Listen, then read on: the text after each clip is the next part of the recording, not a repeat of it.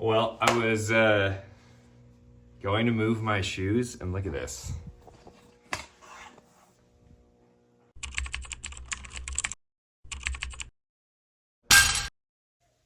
All right, full transparency, I do find stretching to be pretty hard, not in the way that it's difficult, but in the way that it's hard to be consistent with it. I'm not a big fan of, I don't know, it's hard to see like the immediate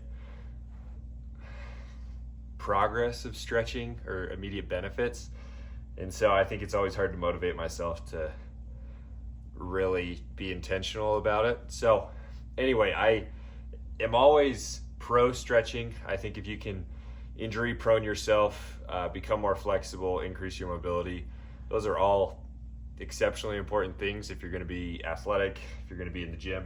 So I definitely don't recommend not stretching. So I actually went to the doctor a few weeks ago and got some prescribed exercises to help my thoracic spine. My mid back has had some injuries in the past, and what the doctor and I came to the conclusion of was that it's mostly rotation based, and I've got some muscular imbalances around the back of my spine that cause those injuries, and so I've been trying to work those out. So I'm just going to do a few of those exercises before I deadlift super light today. So anyway, here we go.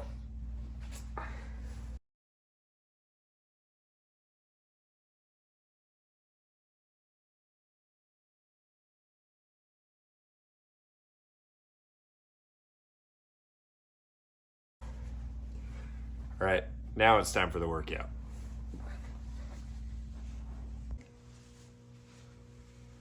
Well, I was going to move my shoes, and look at this.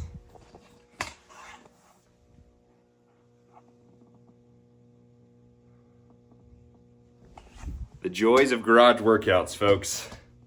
I'm going to relocate him really quick.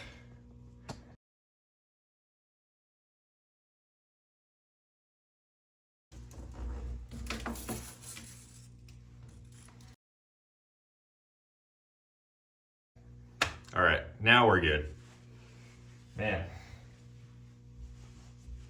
it's just one of those mornings, you know? All right, let me move the trap bar. All right, today we're doing back workout like I mentioned. We unfortunately don't have a lot of time before I have to go to work, so we're going to do deadlift set. And then I'll just do some single leg Romanian deadlifts as kind of the accessory movement. Thankfully, deadlifts are taxing enough on your nervous system that you probably don't need to worry about doing too much else. Well, that's not true, but anyway, I'm all over the place this morning. But I'm at least grateful that deadlifts are such a good full body exercise, because I feel like you can get a great workout in with just the movement of deadlifts. I guess that's what I was going for. But anyway, we're gonna get warmed up here. Again, I'm already stretched. The blood is flowing from 5 minutes on the bike, so I've already done a little bit of a warm up here. But let's get this going.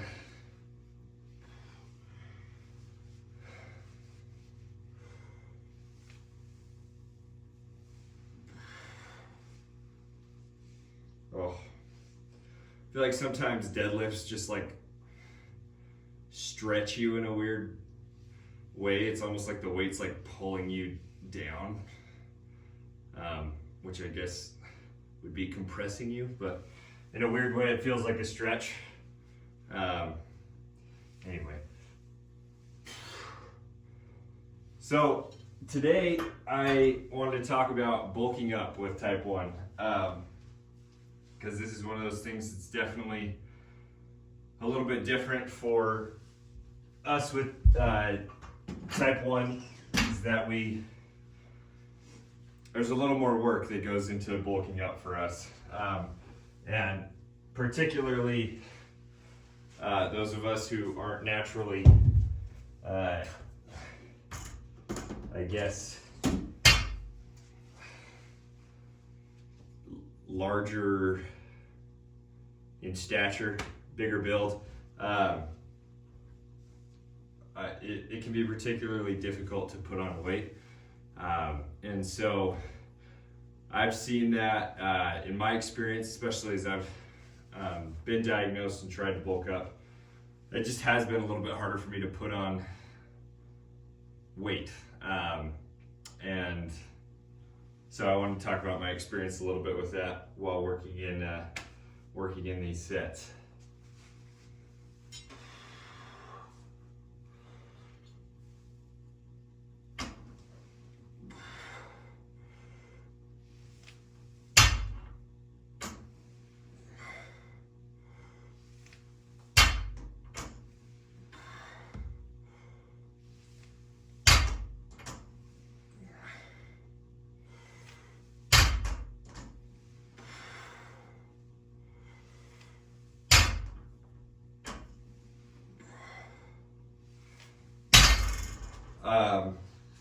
Quick little tip on deadlifts. I remember when I was working on my form a few years ago, I was having a hard time moving my upper body and my lower body kind of inversely at the same time. And it's definitely a technical movement. You want to get your form right, but one of the cues I loved was that you're pulling the weight up from the floor and you're pushing your feet down. So like through your heels, you are like inversely doing those two movements at the same time. But I felt like it was easier for me to think about that when I was deadlifting, is like I'm pulling the weight, but at the same time I'm pulling by pushing through the floor. So hopefully that makes sense. But try it out. It was interesting how when you think of those different cues, your body cues into muscles differently. So kind of cool. Anyway, bulking up. The joys of bulking up. So I've always wanted to get stronger. I think that's always been my main goal predominantly. And you can get stronger without putting on size. I mean, at some point your strength is limited by the size of your musculature, but ultimately if you're just the way you are and then you start working out and you maintain your same calorie base, don't gain any weight, you can change the,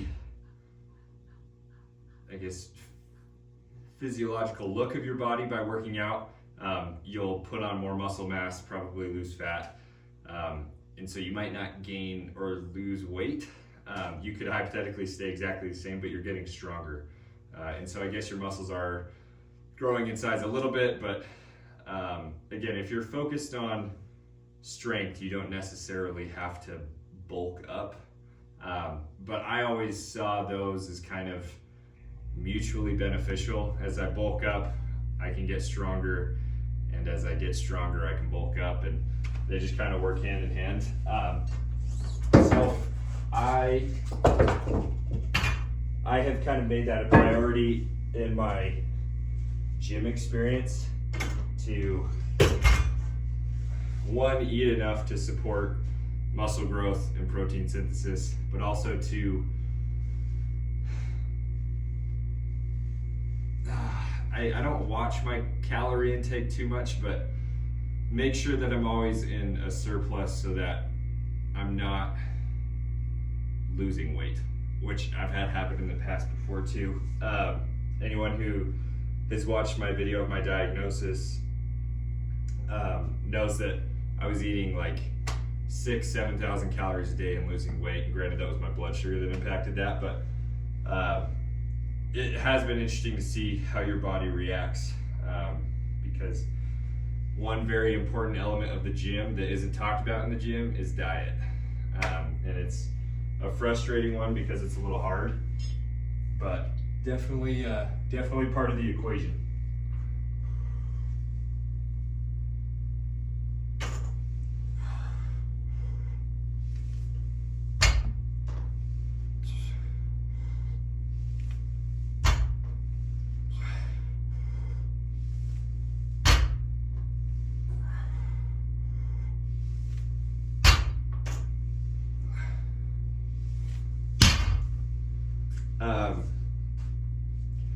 So with diet, that's where type 1 diabetes becomes a rougher element. Because we all know, I think the area that type 1 most directly impacts is your diet. So I hope I can articulate this in a way that makes sense to everyone, but the way I thought about it when I was diagnosed was, okay, I'm in the gym working out, I want to bulk up. What can I do so that I can consistently maintain this like process of bulking up? So consistently eating enough food to cover my basal metabolic rate, or the amount of calories that I expend every day just existing, plus working out. So how can I eat enough to cover all that, and then slightly more so that I'm in a caloric surplus is what they call it. And that's when you start gaining weight, or bulking up, or however you want to say it. But as I was thinking about that, I thought back to my experience in high school when I would count calories, and I know carb counting in type 1 is a big thing. Not a lot of people like it or enjoy it, but if you do it religiously, you can manage your type 1 pretty flawlessly, just because of the nature of you're calculating exactly how much insulin you need to cover the carbs that you intake. And so, again, I hope I don't lose anyone here, but the way I thought about it was, instead of having to count calories or count carbs every day and be monotonous, what if I just up the amount of insulin that I take to cover the amount of food that I need to get to that amount of insulin? And right off the bat, I know some of you are like, wait, I don't think you're supposed to do that, in the way where it's not like I sit down for lunch, I have no idea what I'm gonna eat, and I just take 13 units of insulin because I want to eat that much, and then I find food to fit 13 units of insulin. I don't feel like that's smart. And maybe it works for you, that's great, but let me hit a set.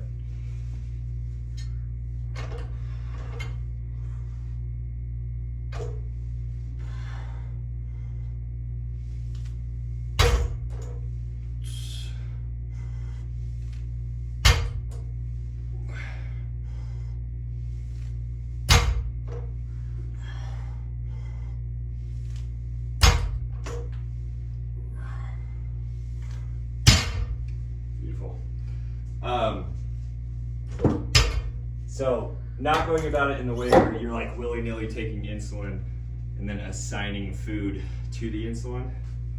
It was more of a, okay, I'm taking like 9 to 11 units of insulin for my big meals throughout the day. And so that would represent X number of carbs, and therefore X number of calories.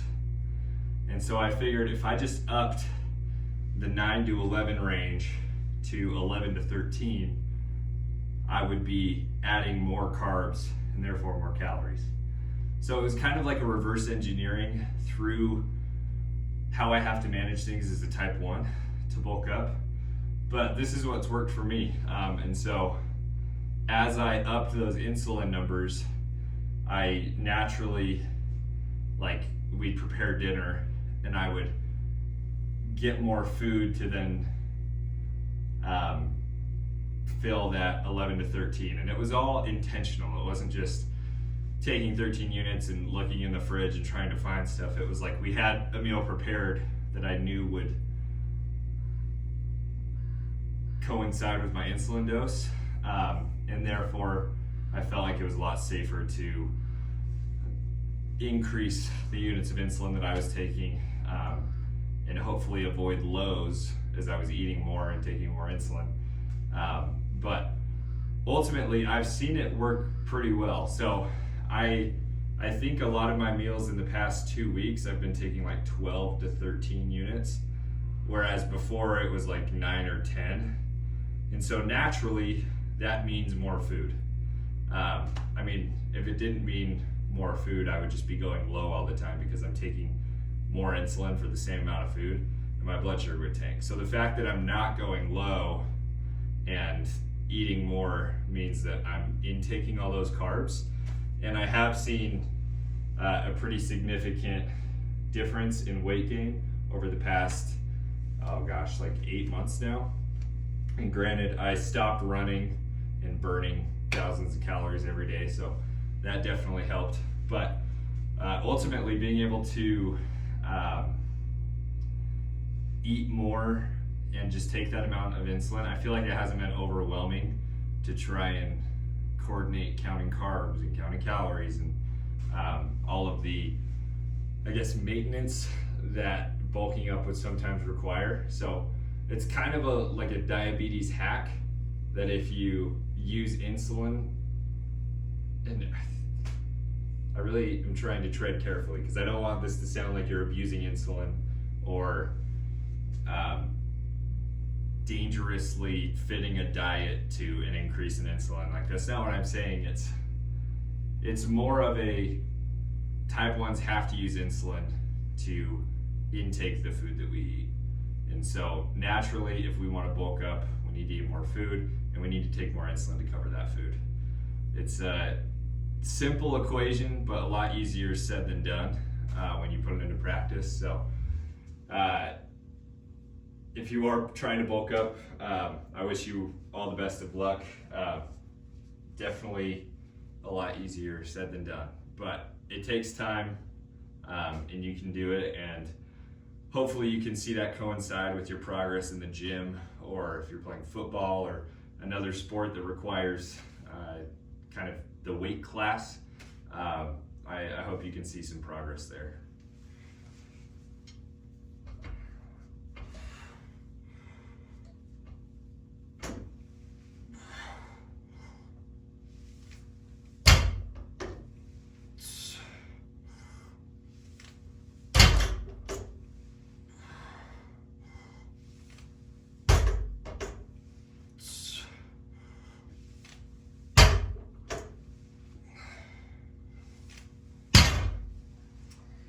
Right. Moving up. I want to talk a few other points on bulking up because there are some, I guess, nuances to it. One of them being how you decide to bulk up. I think in classic gym bro literature, if that's even a thing, there's the clean bulk and the dirty bulk, kind of separated into two categories, where clean bulk is calculated, intentional overeating to the point where you're gaining a minimal but consistent amount of weight. Dirty bulk is more informal, stuffing your face with not the healthiest food so that you just slap on weight, not in any kind of consistent way, but kind of an overindulgence. And then the idea was that after a dirty bulk, you would always cut and shed kind of the fat that you gained with the bulk and be left with the muscle. I'm not here to argue which way is better or right or wrong. Obviously on paper, the clean bulk is cleaner. And so that's what I've done every time I've successfully bulked up. it's been with a clean bulk, where I'm not eating junk food, I'm not slamming my face with unhealthy food, but I'm calculated, and it's very fresh ingredients. I use potatoes a lot in bulking, like red potatoes and sweet potatoes I use pretty much predominantly. So if you are approaching it either of those, well, one of those two ways, if you're bulking up, please know that that will also impact the way that your insulin works. If you're eating a bunch of junk food, higher in processed sugar, that's going to impact your blood sugar levels differently than if you're clean bulking with meat and potatoes and vegetables and fruit, because the way that our body processes different types of glucose will show up on your blood sugar levels. And so just keep that in mind as you're bulking up, as you're looking for things to eat and fit into your diet. That's definitely going to be a part of that equation. So keep that in mind.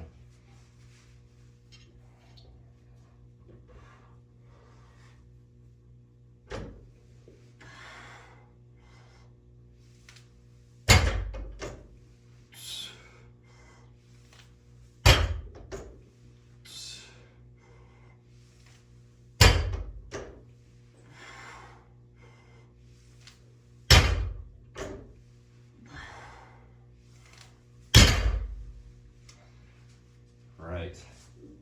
I think I'm stopping here. Again, this is 185,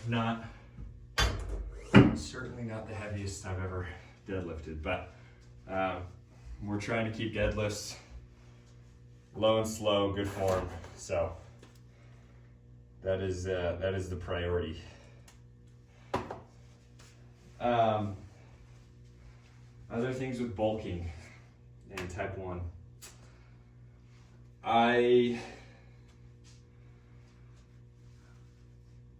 would also feel like I'm using the word intentional a lot, which for good reason. I think if you are bulking up, it needs to be intentional. Whatever reason you're doing it for, I'm not here to talk through that, but if you are trying to bulk up, I just think approaching it in a way that's manageable and consistent, especially with type 1, it is very important. I don't want anyone getting hurt because they're intaking a ton of food every day for 2 weeks, and then you go on vacation and stop, and you are used to taking a bunch of insulin for all of the food you were eating during those 2 weeks, and then you go on vacation, you take that same amount of insulin, but you don't eat that much, and then you're going low all the time. We just have extra things to worry about that the normal person wouldn't. And so please keep that in mind. Please be safe. Insulin is the tool that we need to intake food.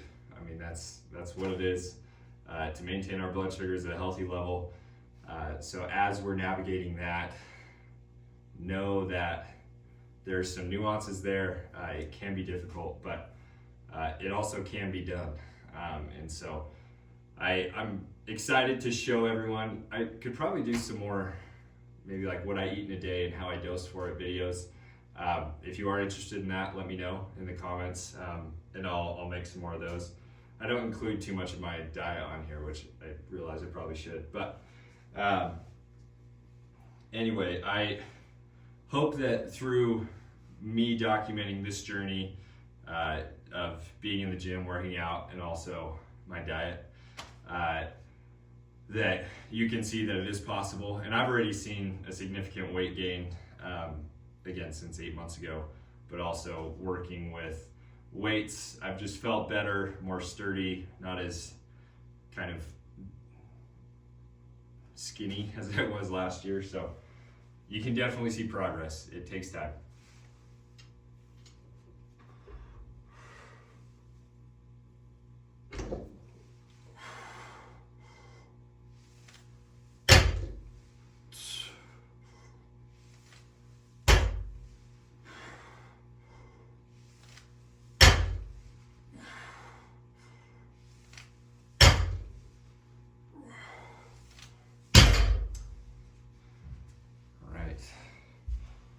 And then next set's the last set, and then we'll do some RDLs.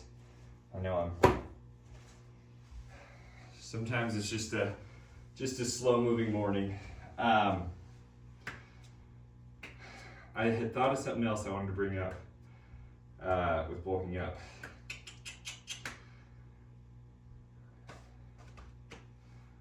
You might have to give me a sec.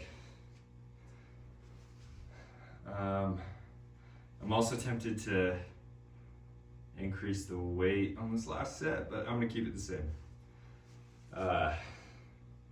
Dropping the ego, and the fact that I'm out of breath is still embarrassing, but need to be better about cardio. And also I'm talking through the entirety of this thing, so that could factor in. But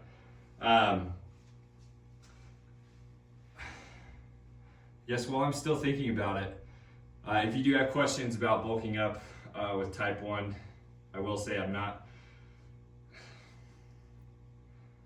an expert by any means. I was a certified personal trainer.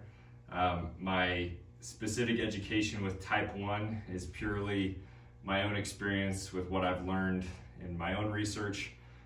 So I don't have any certifications with type 1 and type 1 nutrition, but I'm always happy to share my experience and the things that's worked for me. But please take that as this has worked for me. And so it takes time to figure out what will work for you and your schedule and your diet and your gym routine, the kind of exercise you're exposed to, all of that factors in. So just know that my experience is not law.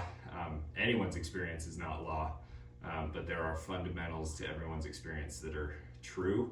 And so if you take those from multiple different sources and then apply them, that's what I've seen to be the most successful. And I think that's the way to go. So, all right, last set.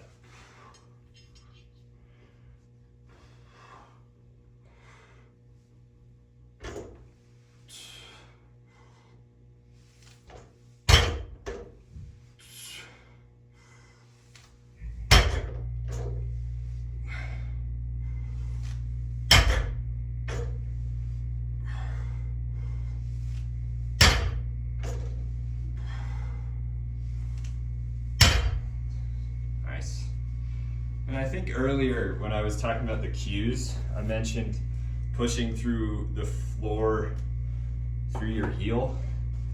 I don't know if heel's actually the one I used. I feel like I can feel,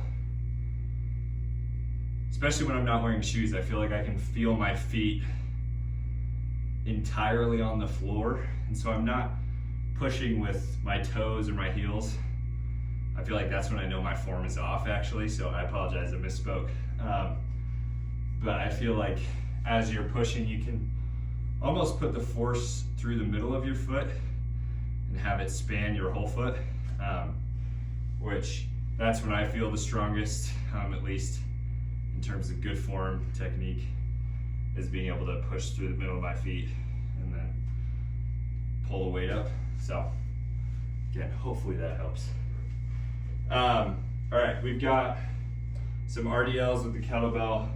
This was also a doctor's recommendation. I haven't done these in a long time, so we'll see if I can even do them weighted. But ultimately, it's a movement where Romanian deadlifts or stiff leg deadlifts keep your legs pretty much straight, minimal bend in the knees. Depending on how much you bend your knees, it can shift the focus of the exercise from hamstrings to glutes. And so you keep pretty neutral. You want your back engaged, and so you're using kind of your legs almost to hinge yourself forward, and that forces your back up. You're not lifting with your lower back. That's not the point of these exercises. Or at least if you are focused on your lower back, it could be. But RDLs are normally focused on your rear leg. So again, hamstrings and glutes, but keeping that back engaged but loose so that your legs can do most of the work. The single leg is focused predominantly on one leg, obviously, and there's an element of balance and stability to it, so it makes it a little bit more difficult. And also, I only have one kettlebell, so before it was split weight between two legs, now it's full weight on one. So we'll see if I can even hold my balance. This might be a little embarrassing, but let's try first set.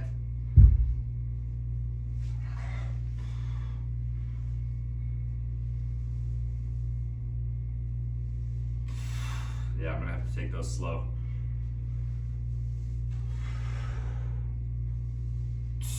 Definitely feel them.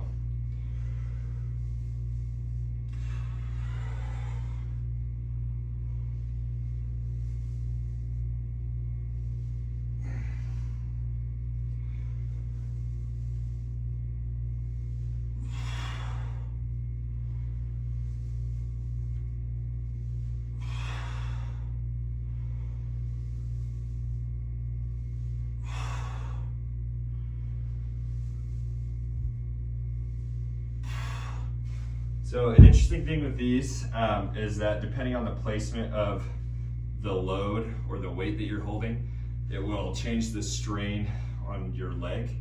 And so as you move the weight further off your point of balance, it's going to correlate with wrapping that strain around your leg. So if let me see if I can describe this. If I come here, I feel like the strain is very much on the inside of my leg, whereas if the weight's more out here, I feel it more directly on the backside of my hamstring as opposed to one of the sides. So, another tip. Oh.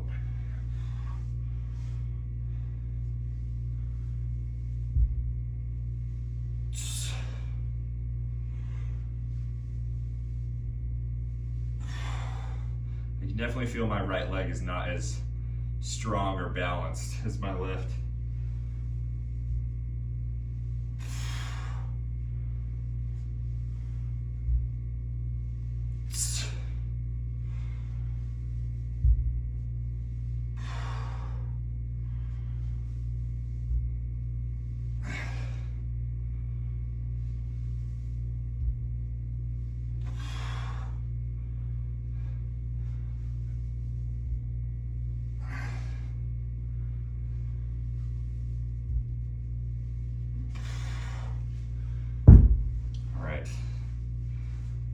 I still haven't thought of what I was going to say earlier.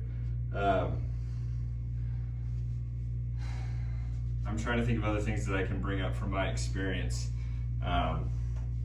with bulking that would be helpful. I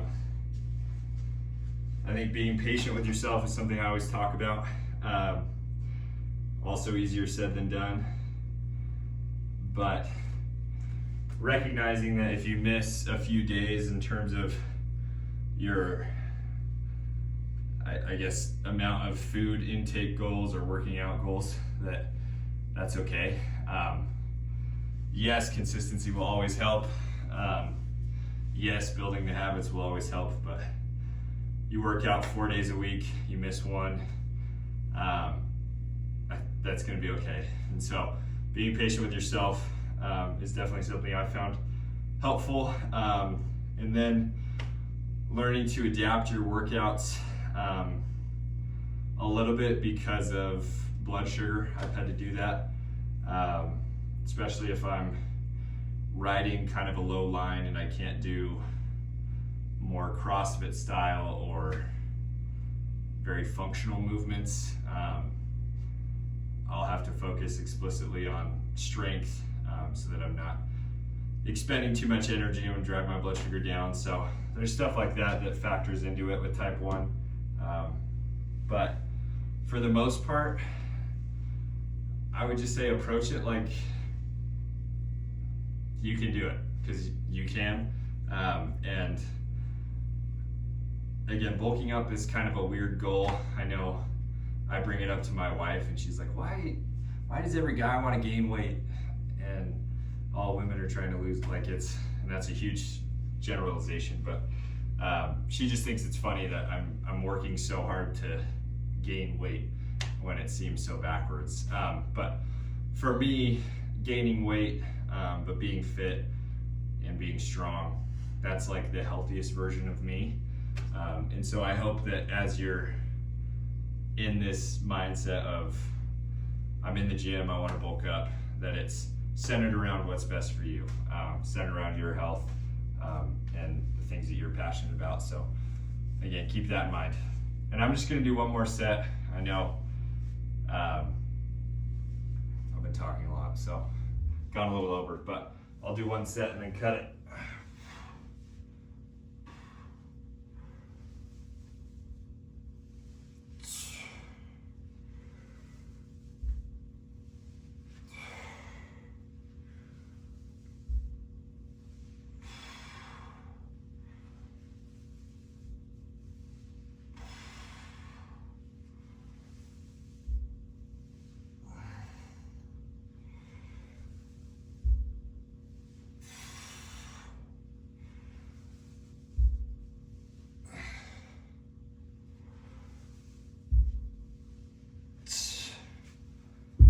I like those.